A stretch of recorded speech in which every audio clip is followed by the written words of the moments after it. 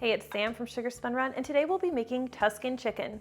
This is one of my favorite weeknight or really anytime dinner options. It's such a satisfying chicken dinner and it comes together really quickly, so let's go ahead and get started. Now before you begin, we're going to prep a couple of our ingredients. We are going to finely slice a yellow onion. I like to keep these slices nice and pretty thin. We're also going to thinly slice one red bell pepper. And we're going to mince some garlic. You're going to need 1.5 tablespoons of minced garlic. It's okay if you go a little heavy on that though.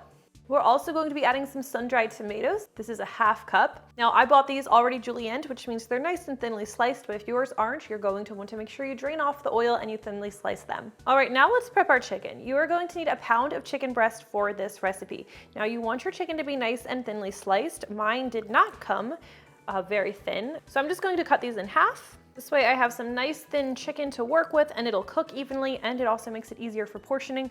Plus your chicken is going to be more flavorful this way, just because there's going to be more seasoning per bite. All right, let's season this all over with some salt. And we are also going to be doing some freshly cracked black pepper. You do want to do both sides. Let's flip these over. More salt. I am using sea salt, but table salt would be fine here as well. And more pepper. All right, next thing we're going to do is we're going to dredge this chicken through some flour. I have about a half cup here. We're just going to make sure we get it nicely coated with a light layer of flour. And we'll do that with all of our pieces. All right, now let's head over to the stovetop where we are going to pour 2 tablespoons of olive oil into a large skillet. We're going to heat this over medium-high heat.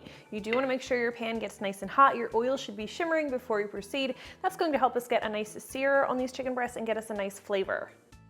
Now when we place our chicken, you want to hear a nice sizzle when you add the meat to the pan, and you also do not want to disturb it once you touch it to the pan.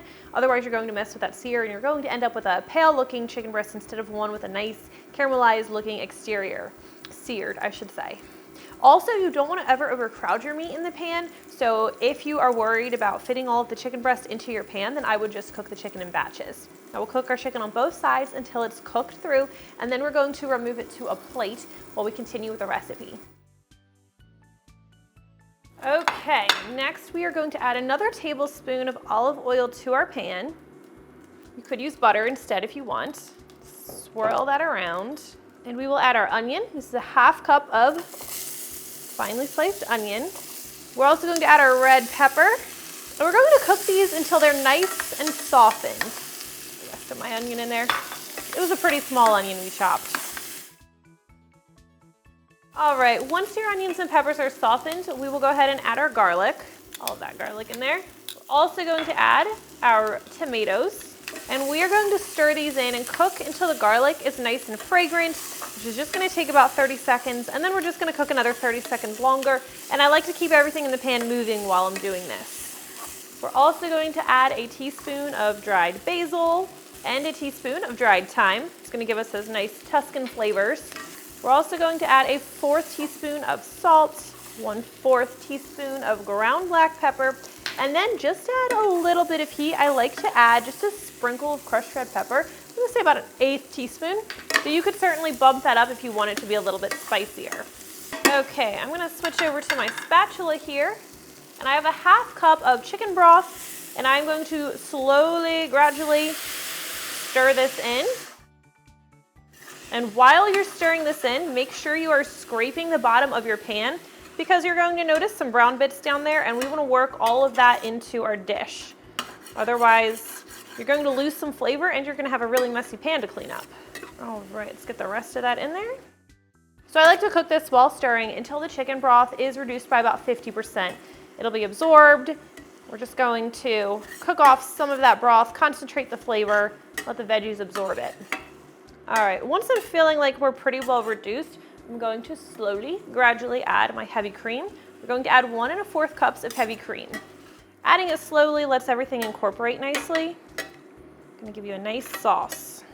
And the sauce is the best part of this dish. It's what makes it taste so good.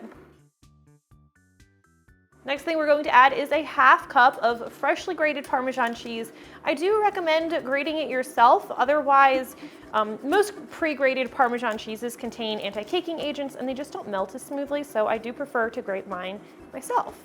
You can also turn down your heat at this point. I like to turn it to medium-low.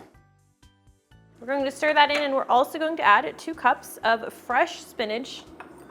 I'll turn my heat down just a little further to low. We'll stir this in, stir in that cheese and the spinach until the spinach is wilted and the cheese is melted, which that'll happen really fast. Now let's return our chicken to the pan. We're going to nestle it in there. It smells so good. I'm so ready for dinner. Add those juices. So I like to let this sit just a little bit longer, give the chicken a chance to make sure it's nice and heated through. Maybe I'll drizzle some of that sauce over top. And then we are ready to serve. Make sure you get plenty of that sauce on your plate.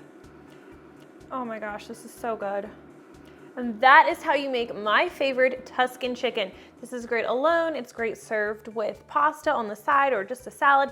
It's just an incredible weeknight or anytime dish, and I think you're going to love it. If you try it, leave me a comment and let me know what you think. I always love hearing from you. Thank you for watching, and I'll see you next time. It's warm. Oh my gosh.